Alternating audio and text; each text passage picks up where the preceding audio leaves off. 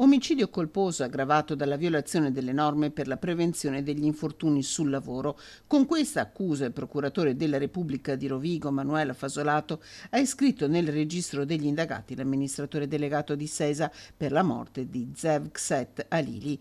Il tragico incidente, il terzo mortale dall'inizio dell'anno in provincia di Padova, è avvenuto venerdì pomeriggio. Erano le 15:41 quando il 59enne di origine albanese, da 10 anni in Italia con tutta la sua famiglia, è morto schiacciato da una pressa compattatrice nell'impianto di Via Comuna a Este, dove stava eseguendo un intervento di manutenzione. Da 3 anni dipendente diretto di Sesa, Zevkset Alili era un operaio esperto. Cosa sia accaduto lo sta cercando di stabilire l'indagine coordinata dalla Procura di Rovigo e condotta dallo Spisal e dai Carabinieri di Este, che hanno posto il macchinario sotto sequestro.